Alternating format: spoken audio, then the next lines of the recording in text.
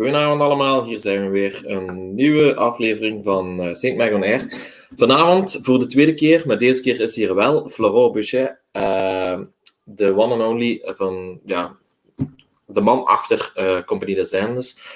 Voor sommigen een goede bekende, voor anderen nog niet. Om een introductie te geven, Compagnie des Indes, het logo alleen al, het spreekt boekdelen. Dus ik ben zeer benieuwd wat hij vanavond allemaal te vertellen heeft. Ik ga hem dus bij deze verwelkomen. Hi Florent! Hello, everybody. Good evening. You made it this time. Sorry. Once again, please do not make me feel bad. No, you don't have to feel bad because we had a nice talk about Compagnie des Indes without you. So, but I don't think a lot of the French part viewers could understand because we were talking in Dutch, of course. In Dutch. Okay. So, welcome. I hope you're looking forward to the show. I am. Even though I missed it once, but I promise I'm very happy to be here. How many alarms did you have today? Well, one today, one yesterday, one the day before, one this weekend, and one the weekend before to make sure I didn't forget it. Okay, it's okay. Yeah, you did your time. Flora, just to start out, what's the background from Compagnie des Indes? Because I know for a fact you. Sorry, I have a fly with me. Your dad is working in the industry as well. Did that part was easier for you to start out with Compagnie des Indes, or how did it start? So basically, let's say that my dad is mostly in the wine business, and I ended up in the spirit business. So what I tell people most of the time is that I moved from the good side to the dark side of the force. The idea is the wine is a beautiful product. It will always be made out of grape. That's the only thing which is a bit sad. Whereas the spirit business, I felt in love with it because basically you can ferment, you can distill, you can age in a lot of different ways, and all the terroir and the idea of how to make wine and make it different from one country to another is also accounted for the spirit business. But on top of it, you don't only have to make it with grape, you can make it with apples, you can make it with cereals, you can make it with so many things. So that's what really hooked me up into the spirit business, and especially when my dad partnered with some friends of his 15 years ago in a small absinthe distillery in France. So I remember going to the distillery during the weekends, going to the rooms where they have all the dry plants, smelling them, seeing them macerated in alcohol, and that's really when I fell in love. And hi everyone, namaste. So yeah, that's what hooked me up. And the idea is also, so I did a special master, international wine and spirit trade master in my hometown in Dijon in France. And at the end of this special master, I got the job opportunity to work in New York for 2 years as the brand ambassador of a brand of rum called called Banks Rum. Sorry, not Compagnie des Indes. Banks Five Island Rums. So the idea was to promote the brand. I had 2 bottles of rum in my backpack, and every day I was in the best cocktail bars of New York between 2011 and 2013.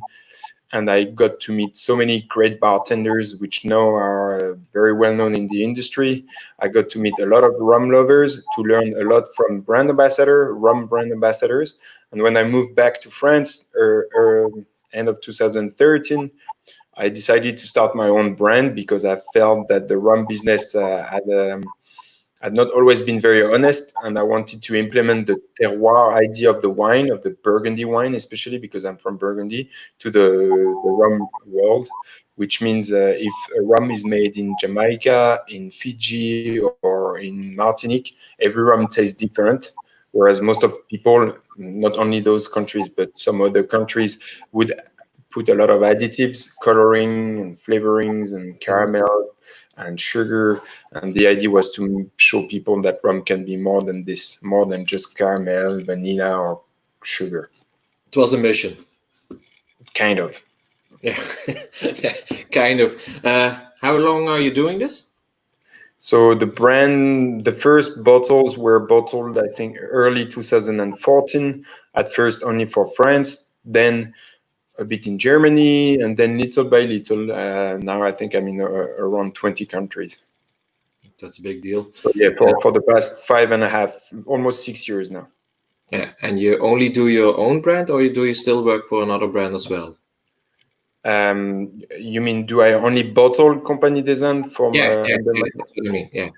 Yeah. So I bottle Compagnie des Indes only, but at some point I did also bottle and selected rums for some specific markets like Switzerland, where I had a customer.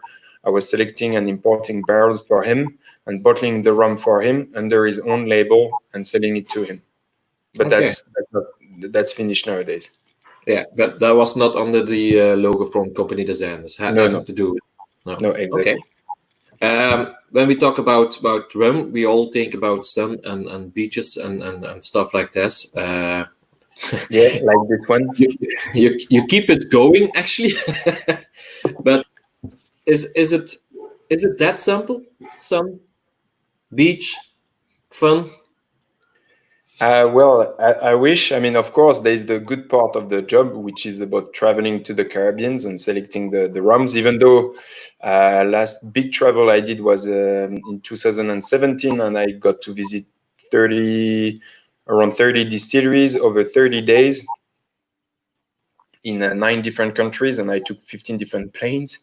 And every day was just visiting 2 distilleries during one day. So in Barbados, I wanted to rent a car, but when I arrived, no more rental cars available. So I had to deal with a fake taxi driver, a specific price. So he would take me to different distilleries, which is stupid because in Barbados, this is I think one of the only country in the world where you don't have a limit for drinking and driving.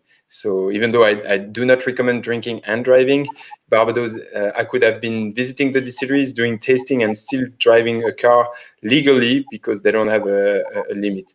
But Okay. yeah, so during one day I would visit 2 distilleries. It would be a rush, and I would not really enjoy the beach.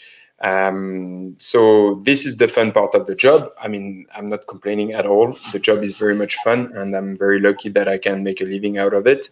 And then apart, the less fun part of the job is the financial things. The more your company grows, the more you have to buy rum to forecast for the future. So the more money you need, and the more money you need, the more you are dependent on the banks and your customers. And Yeah.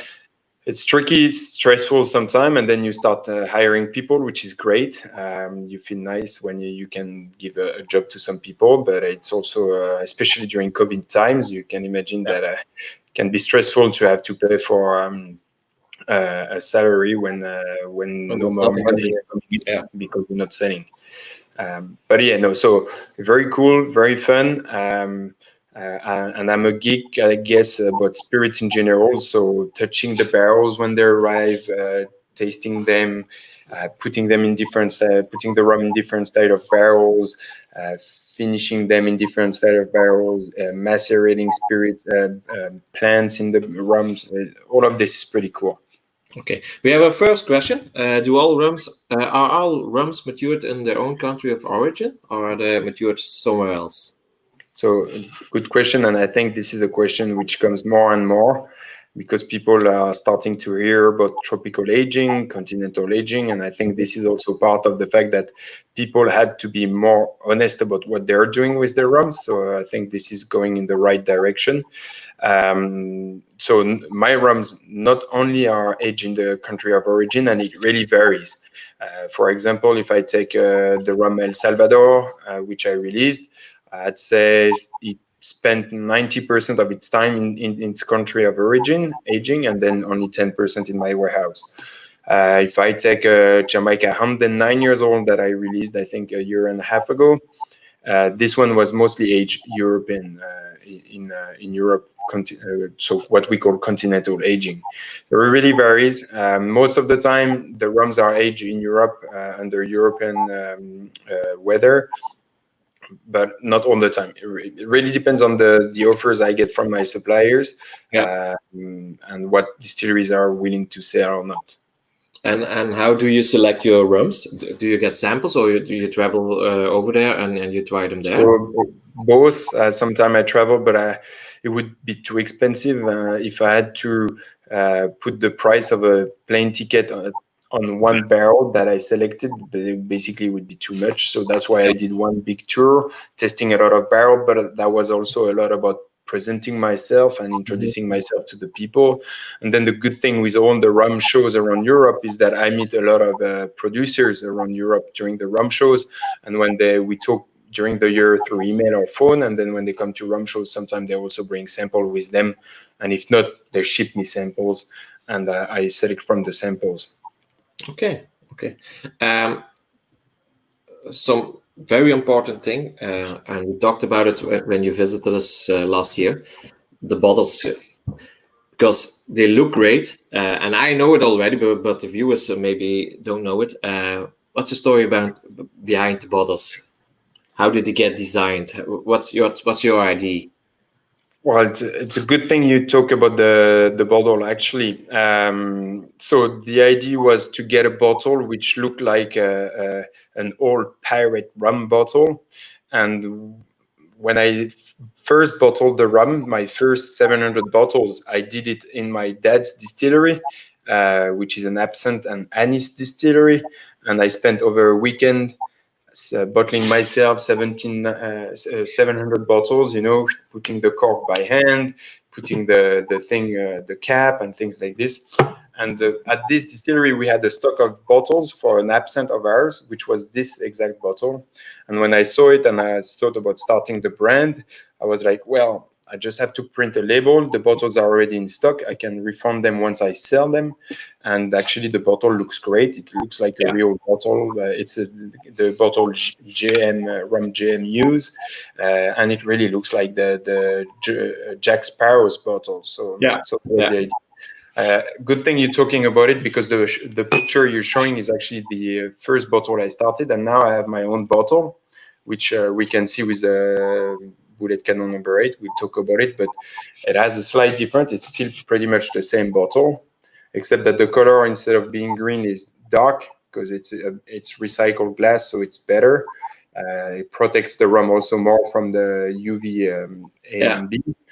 And I don't know if you see here, but there is a little. I can see.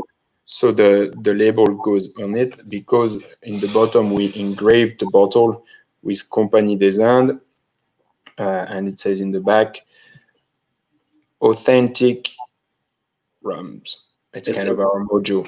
It's important. It's so even getting more pirate style rum now. Yeah. Well, I always said that I'm fighting against the pirate, and it's actually written on my new card box. Also, you will soon, if you receive Bullet Cannon number 8, you will see that I have new card box, which are pretty cool. And once again, we're fighting against the pirates. We are part of the British Navy. We like to think so. And I am supposed to be the admiral of the Compagnie des Indes fleet. And you are one of my sellers, because you are selling some of the rum. Yes. So Yes. That's kind of the idea. A rum bottle, which looks like a pirate bottle, but which was stolen by the British Navy. Talking about Bullet Cannon, it's the 8th expression, if I'm right. Yeah. It's on the bottle. So it will be out in 10 days or 2 weeks, maybe more. Just around. But when I first met you, I was trying, and I think it was version 4 or 5. I'm not sure, but I was quite surprised, because I didn't expect it to have Isla cask with a rum, with the sweetness of the rum, and then that part was dried in a butchery, if I'm right. Yeah. Okay. So that was number 5. Okay, it was number 5, and I was immediately I fell in love with it. But how the hell did you get the idea? Let's do this. So Bullet Cannon, the story behind the range, it's a limited edition, and every number is limited to a number of bottles. I'm doing with the batch, and I like everything smoky, and that's why I wanted to implement the smoky flavors into the rum world by different processes. So every even number, apart from number 1, which was also like this, every even number, number 2, number 4, number 6, number 8, it's a rum finish in an ex-pitted whiskey barrel.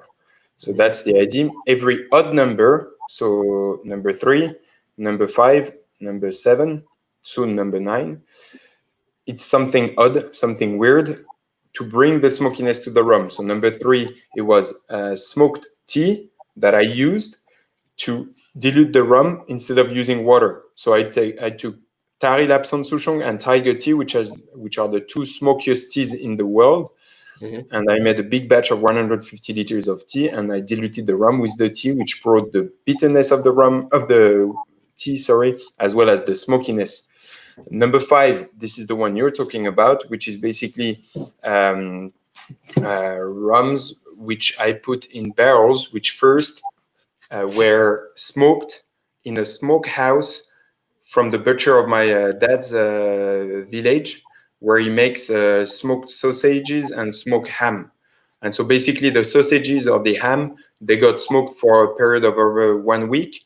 And we put the barrel in the smokehouse. We opened the bottom. And so the smoke went into the barrel for 2 months. After this, we took them out. I put the closure, the tap back on the side back on the barrel, put steam on it to make it sealed again, and then we left the rum 6 months in it, which meant the rum literally had the flavor of a smoked sausage or smoked pancetta or thing like this. So that was the idea, because I took idea of things which are smoked, so the smoked whiskeys, smoked teas, and smoked charcuterie, smoked cutlery. So that was the idea. Number 7, I use spices, and a specific spice, which is the dried jojoba, jujube, dried jujube, smoked jujube, which is a dried date from Japan that they smoke in order to dry it. And so that brought a lot of sweetness to the rum, but also some smokiness from the skin of the jojoba. Okay, and the number 8 is just on Islay matured cask. Islay matured cask. It's Lafroig. Okay, but I cannot write it down. Do not write it down anywhere. Oh, actually, I'm being recorded. I shouldn't have said it, but it's so yeah. I can mention it because I'm working directly with the distillery. So I buy direct cask from them, and yeah, that's the story. I'm pretty sure by mentioning Lafroig now, they will be sold out in in just a few seconds. Okay, but I cannot use the name to sell the bottle. But yeah, just for the kids, please know that this is a distillery starting with an L. People want to order it. I have 6. No, actually, I have 5 because one is for me. So sorry. But that's not a good business, Gunther. If you keep all the bottles you order. My wife always says your biggest mistake, the reason why you started out with rum and whiskey shop is just you want to taste everything and you couldn't afford buying everything. So you're selling it and you're using the clients as an excuse to open one for tastings. So yeah. And that works. But you have a nice bar at home, I'm sure, though. Yeah. I came and I saw a nice bar actually, so it's getting bigger again. So we have another question, and you kind of answered it already, but now it's clear. Is there any coloring used with rums of Compagnie des Indes or all natural color? No, good. I'm glad Anthony is asking this question. Never ever there is coloring in the rums that I'm adding. Once I had a barrel from British Guiana, which had been colored in British Guiana because sometimes what they do, they burn molasses. They put burnt molasses inside the barrel and then they put the rum in it and let it age. So only once I had a barrel like this, but they mentioned it to me when they deliver the rum to me. So I did put it on the side of the barrel. Basically, it was on the side of the bottle, sorry, not the barrel, but it was written just in small letters over here. Coloring added before, but in the cask. Yeah. But that only once. But part of my business and my story and philosophy, no additives, apart for some sugar in 3 of the entry level, and I'm also always honest about it, and it's written on my website if you download the technical sheet of the rum. The 3 entry level, Caraïbe, Latino, as well as Jamaica 5-year-old, 43% ABV. They have 15 grams of sugar per liter. It's organic cane syrup, so it comes from the sugar cane. It goes into the sugar cane spirit. And Jamaica 5-year-old only has 10 grams of sugar per liter. Okay, so even less. It's about finding the right equilibrium and not bringing something too sweet. And I'm actually happy because I started from the beginning telling everybody that I was putting sugar in the rum. I remember the first rum festival I did in Paris. People would come and would be like, "Oh, okay, what is this?" And I would tell, "Oh, this is a Latino. This is made with this. Cheers." And this one contains 15 grams of sugar. And people would be like, "Well, why are you putting sugar in your rum?" And I was like, "Well, actually, if you go ask the same question to all the exhibitors over here, 80% of them should tell you there is sugar in their rum, but they won't tell you." So that was kind of the. I'm not saying that I was part of the beginning, but there were bloggers already raising this question, and I served on these questions, and I used this in my advantage to tell people that yes, I was putting some rum in my some sugar in my rum, but that I was actually putting much less than most of people. And as still nowadays with the new regulation for 2020, which says that you cannot put more than 20 grams of sugar per liter, I don't have to change my recipe because I'm only maximum 15 grams of sugar per liter. So I was already below the required, the future required amount of sugar.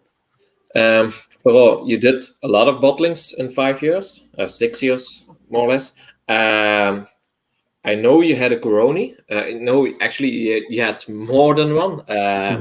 I had here the 20-year-old, if I'm right. Was delicious. And then there was the Cayman. I haven't tried it, but it will happen very soon, pretty sure. But it's not available very. Not in every country it's available from. No, so Cayman basically.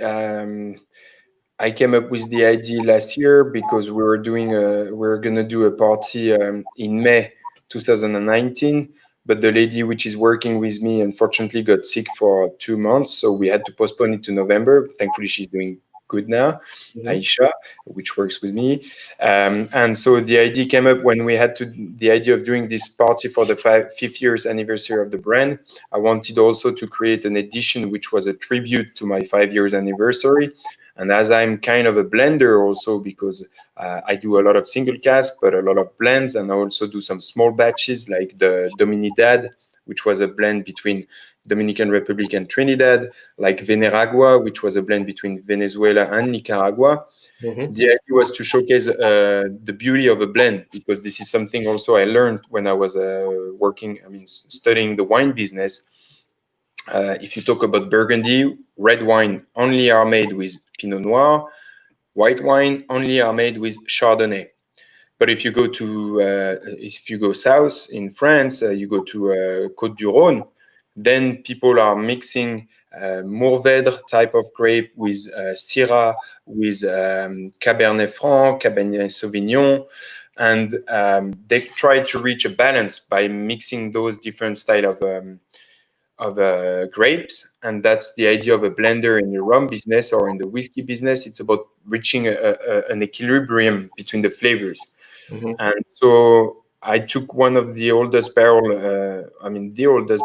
of my stock, which was a rum from Guadeloupe from 1973, and I blended it with a barrel which was already kind of a blend from Jamaica and Guyana of 1993. But everything of the blend is written on the side of the label. You will see basically the rum from 1973 from Guadeloupe represents 72.8% of the blend, and the rum from Guyana represents 27.8% of the blend, the Jamaica Guyana blend from 1993.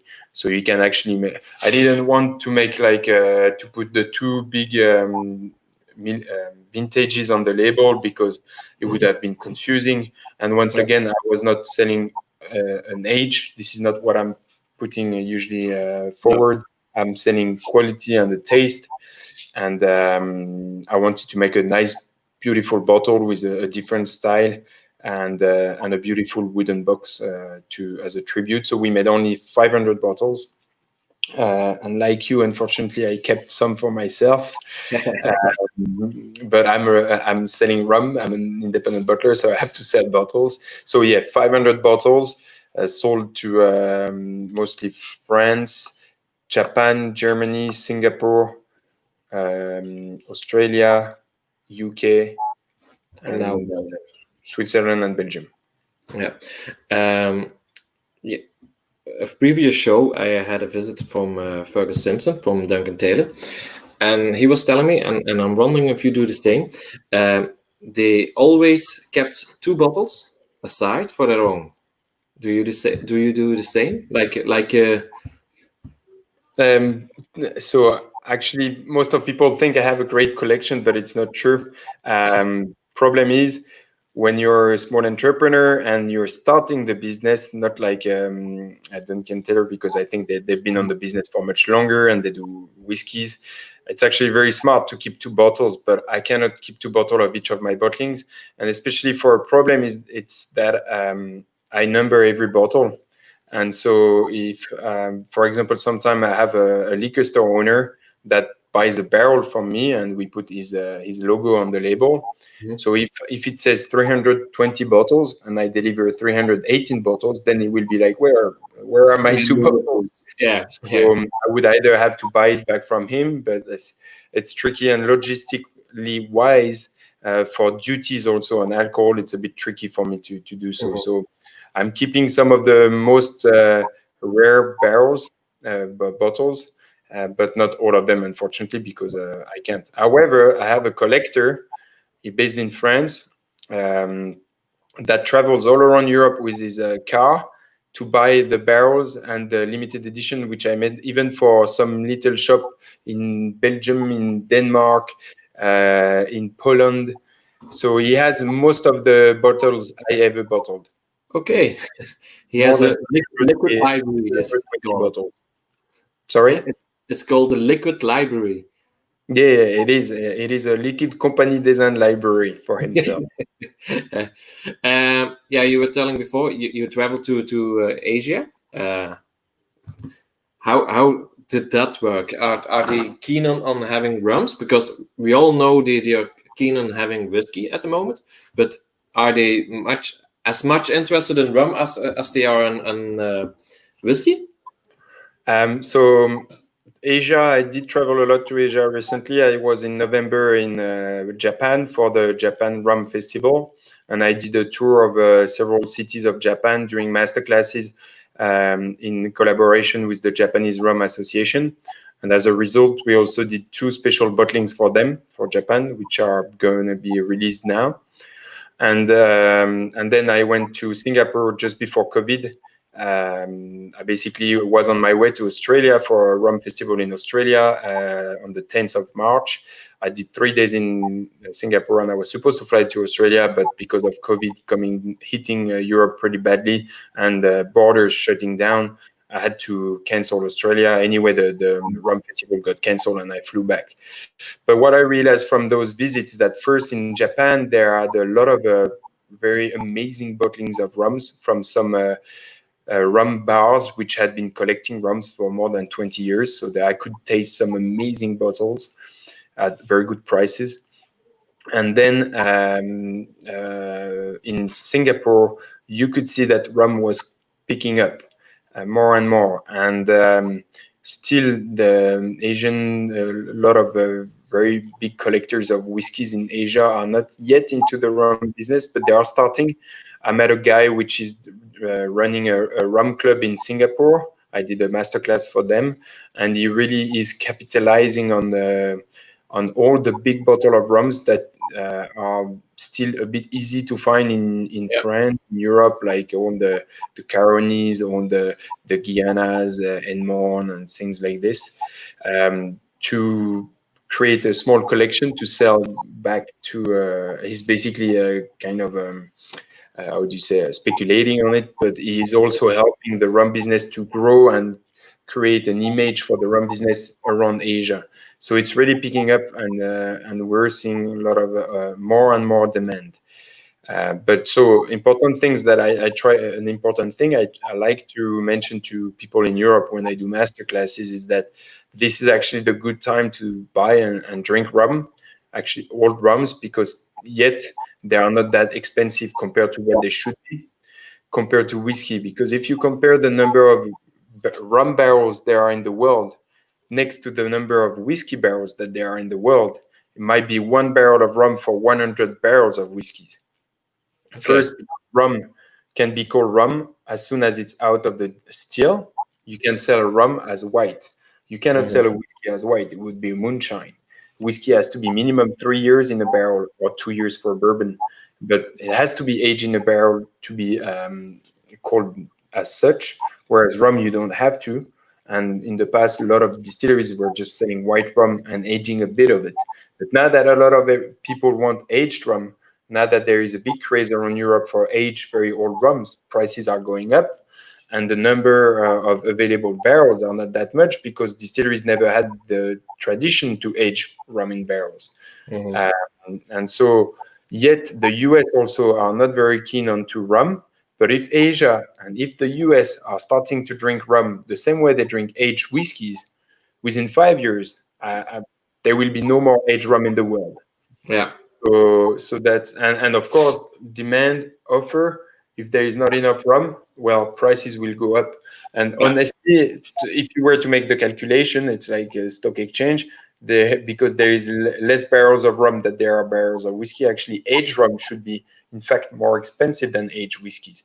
But yes, yet 5 years ago, it was even better to buy aged rums, much cheaper. It's already 50% more expensive. I can see it from the offers I used to get from my suppliers 5 years ago and the offers I'm getting now.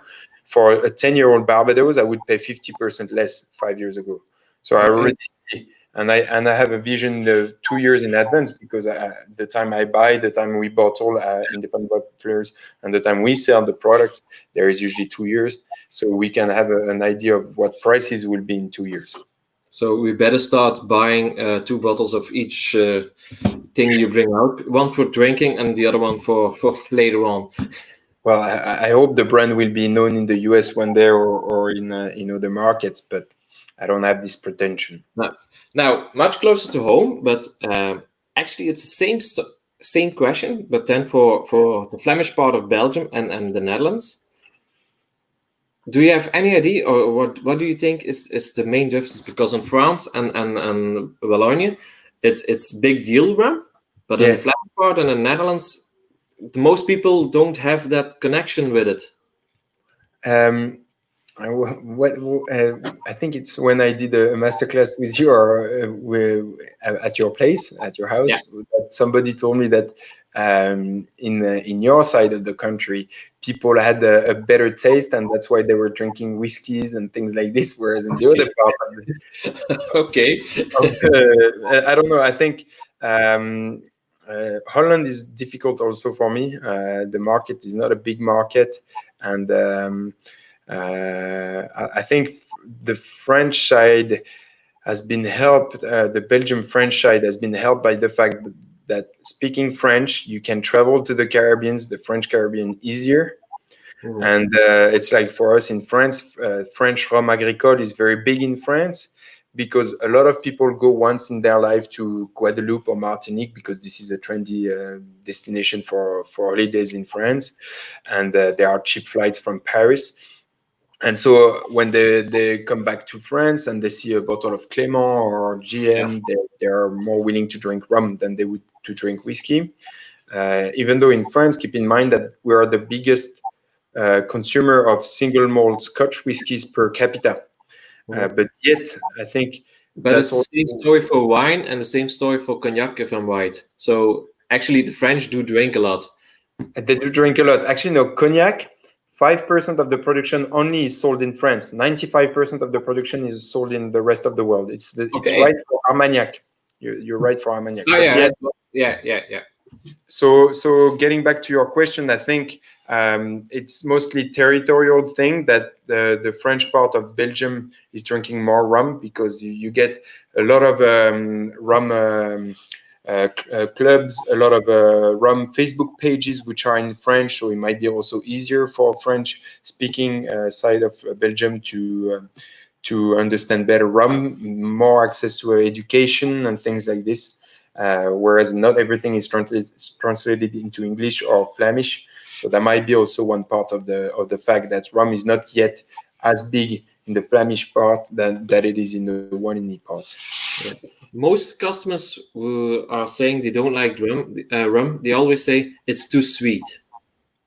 Most of the time, because there are great whiskey drinkers, and they're totally right. Whiskey not be added, having any sugar added, it makes it dry per nature. Rum, of course, most of the time the whiskey drinkers, they see the rum world from a posh side, because they think it's too sweet. It's not very elegant rum, and they're right, because most of the brands on the market are very commercial.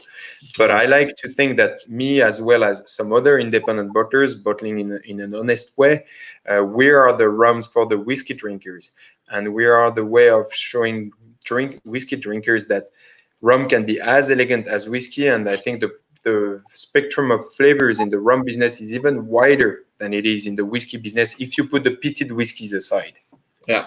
Anthony is back again. What bottle of yours would you use to convince me as a whiskey drinker to go a bit more into rum? Well, if Anthony is a peated whiskey drinker, I would definitely recommend having the Boulet de Canon, because it's kind of a hybrid between the whiskey flavors, the peated whiskey flavors, and the rum flavors. That's too easy. That actually, I'm gonna make it a little bit harder for you. It's out of the question. He wants another. Okay. If let's say if you like a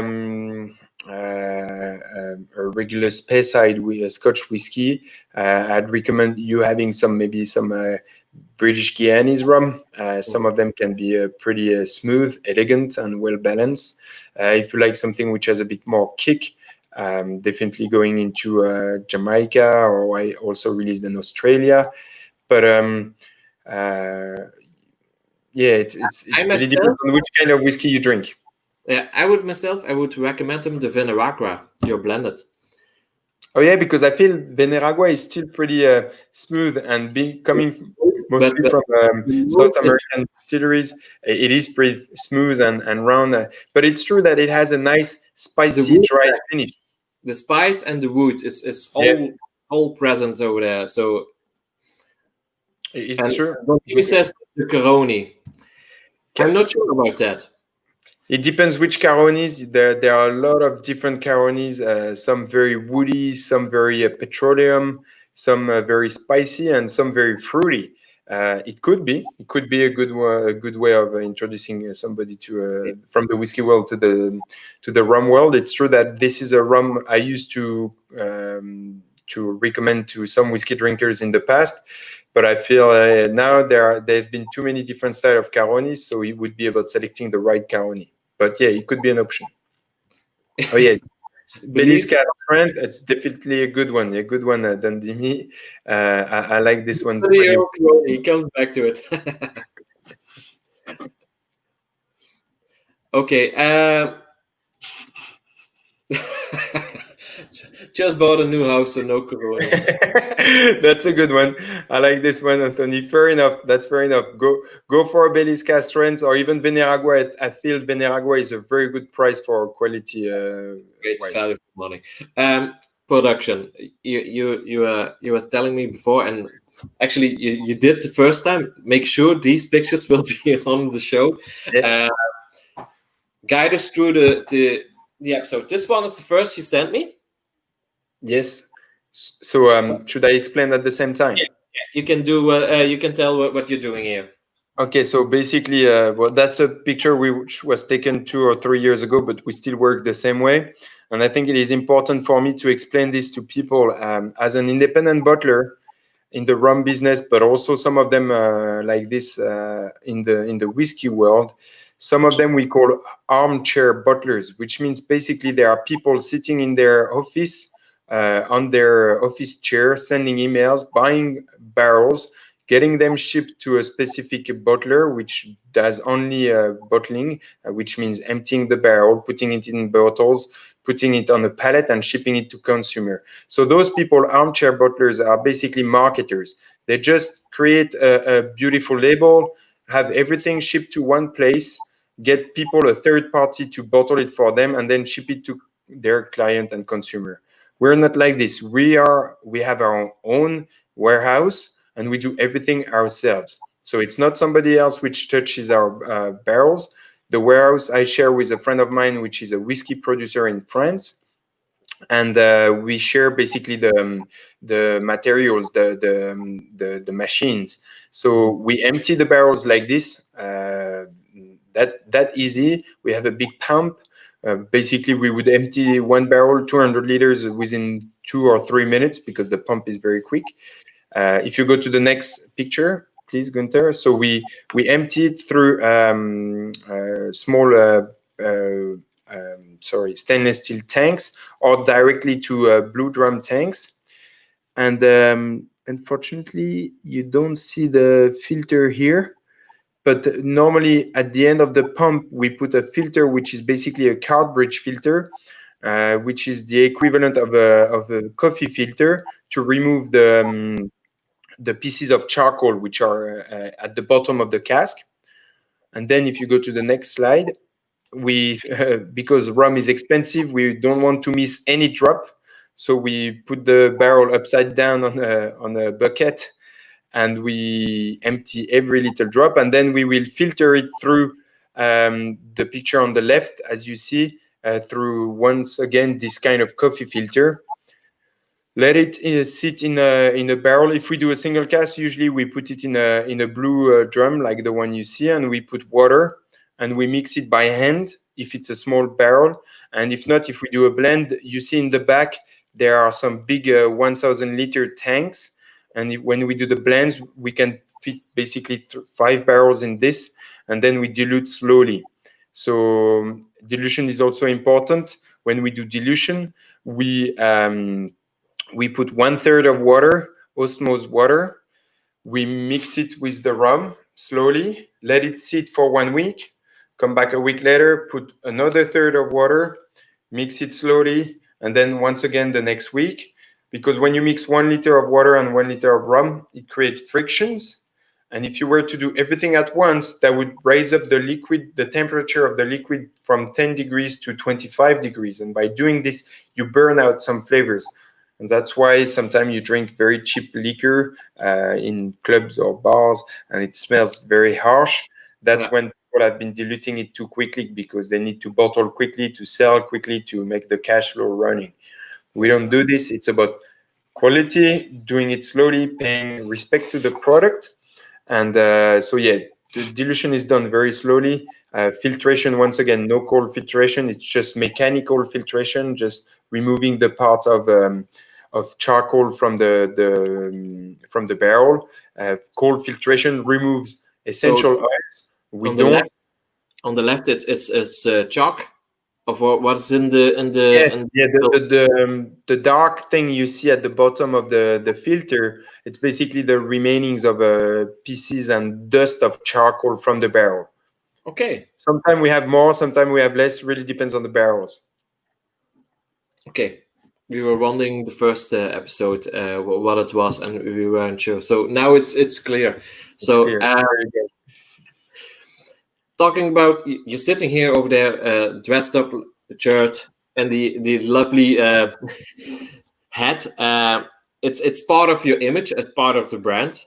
Do you take pride in wearing it, or is it like soldiers is going for battle? No. Actually, it's pretty cool. Rum is fun, and that's something I want to promote. If I were to sell whiskey, maybe if I had a boss, maybe I had to wear a suit and a tie and a shirt. And even though I like to dress well, but sometimes it's not as easy. And when you talk to bartenders and things, people are more fun. So yeah, that's kind of the idea. This was a trade shows in Italy where most of people coming to the show were bartenders, and I kind of made it a trademark to always wear my Hawaiian shirts, and I collect them actually more than I collect my bottle of rums, I would say. I think I have more than 40 now, because every travel I do, I try to buy one from the Caribbean, from Japan, from wherever I go. This one comes from Austin in Texas. And so, yeah, the idea is to showcase a fun idea of rum, to make people also feel more comfortable when I do a masterclass, because it makes it look like less formal, and people sometimes are more easygoing, and they feel okay, this guy don't take himself seriously. I don't want to appear like this, so I make jokes and I say bullshits and things like this. So yeah, that's the idea of the shirts and the hats. I also have different hats, and for my birthday, my team managed to get a hat from the French Navy, and so I have actually a real hat of a captain from the French Navy. So Okay. yeah, that's okay. We did a tasting before a few months ago when we could from Hamden, and we were sitting next to each other, and every time I'm sitting next to Anthony, it's going wrong for some reason, and I think I blame it on him. Okay, I have no excuse. Florent, looking forward, let's make it 10 years. What will happen with Florent, and what will happen with Compagnie des Indes?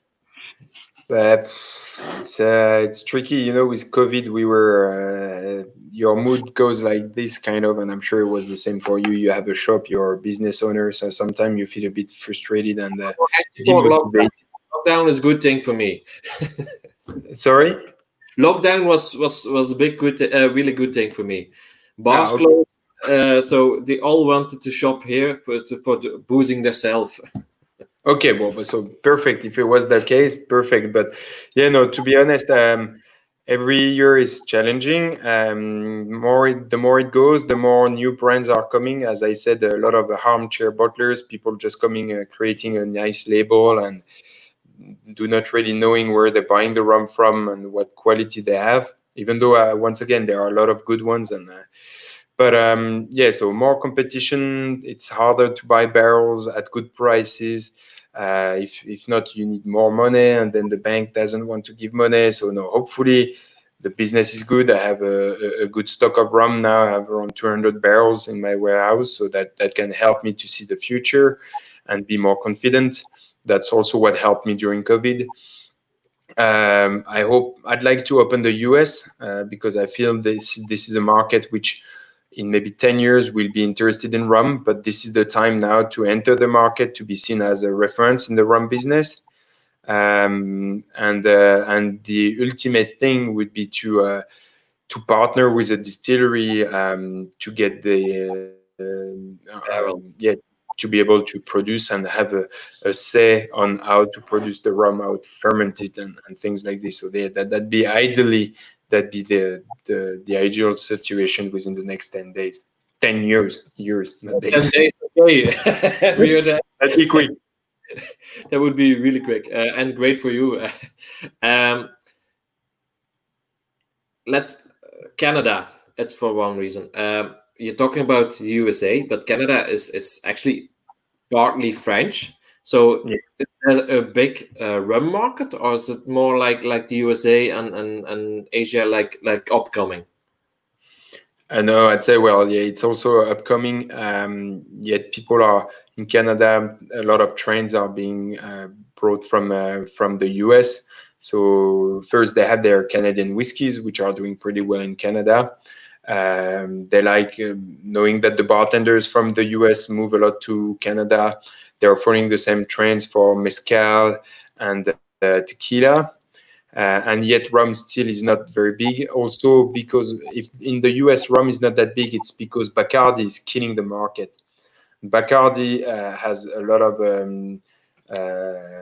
subsidiary, no, not subsidiary, yeah, I think money given to him by the state to keep on producing within the either Virgin Islands or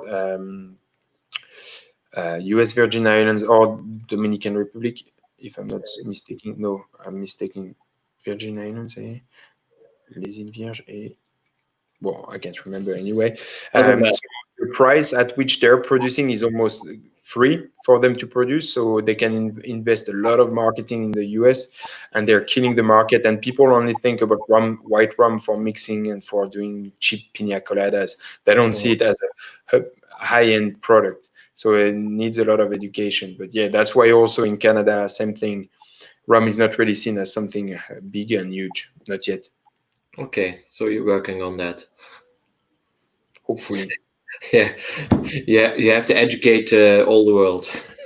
Yeah, well, it's a mission and a mojo. I'm not the only one. Thankfully, there are a lot of good producers also traveling now, and the more and more rum festival. You see, like Australian rum festival, which we're supposed to go to, the Japanese rum festival. There are more rum festivals starting in the US. There used to be a big one, but towards a lot of big brands now. There are several small ones in the US which are inviting small producers to educate more people on it. So it's starting. This is kind of what we used to see 6, 7, 10 years ago in Europe. So I give it 5 years, and the US will be a bit more educated, I feel.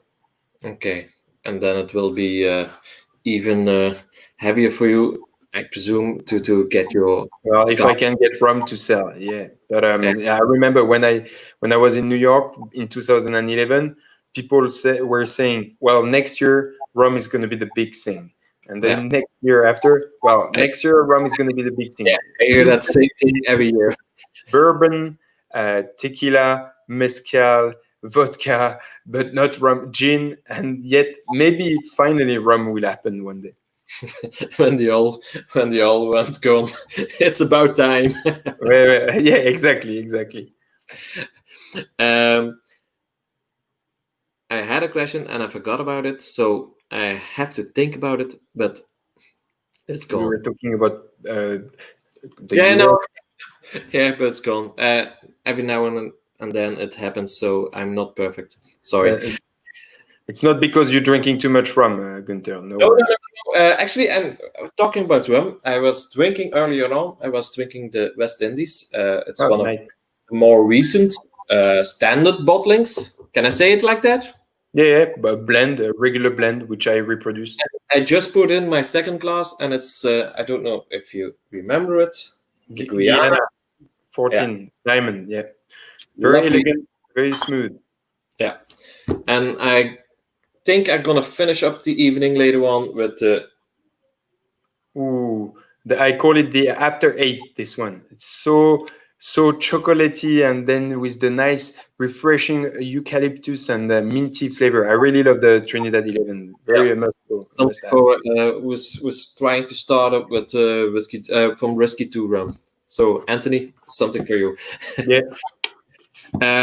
We are at the end of our show, so later on you can start to eat. Thank you. You probably will be hungry now. For starters, thanks a lot for being here. It meant a big deal for me because we met up last year. It was 2 years ago. I'm not sure. Oh yeah, even more maybe. No, 2 years mostly. But I really liked your kind of your way of thinking about rum and the way you always presented yourself. And we met up again in Spa at the rum festival. And you fed me a lot of rum, so I was pretty drunk when I left. So he's translating for me. Can you read it? Oui, j'ai vu Dimitri. Je savais, j'avais été mis au courant. He's the new brand ambassador for Premium Spirits. He's a nice guy. I have to say it because he's paying me, but. I have one message for the viewers. Next show is with Rosalind McLeod from the Gaelic Whiskey. It's the Blended Malt Factory and Gin Shop. And then later on, we have Matt Healy, Paul Dempsey, the rock star from the whiskey industry, Hans Offenka, Nick Bendere, and the 6th of July, it's Ronald Zwartepoorte. So, and later on, there will be more guests. So, thanks for being here. Thanks for talking about your passion. We always end up with the show giving the guest the last word. So later on, I will be giving you the last word so you can say hi and talk trash about me when I'm gone. We will meet up in the background if it's okay for you, and we start just to wind up for how it went. So Flora, big thanks, and okay. Patrick is looking as well. Patrick is an independent bottler from whiskey, so okay. Maybe he starts with rum as well. No, he doesn't start with rum. no worries. So Florent, thank you very much for being here, and I give you the last word. So, and I will chat to you later on. So goodbye, and to all the viewers, see you next Saturday. Thank you so much, Gunther. Once again, sorry, a big sorry for being for missing the last time. I always like to finish presentation when I do a masterclass in a shop. It's about the most important for me if I travel around the world to meet my consumer is to meet people face to face. Unfortunately, with COVID, we cannot really do it, but soon I will be in the shop, maybe doing another masterclass. It's about educating people to drink better rums, to understand better, and so that once they understand the rum better, they become ambassadors. And when they have a bottle of my rum, but not only of honest rums on the table, they share with their friend, they explain to people rum is not always sugary, doesn't have to be vanilla or caramelly to be a real rum. And so that all together we make a better rum world. So that's my mojo, and it should be your mojo also now. So thank you so much, and cheers.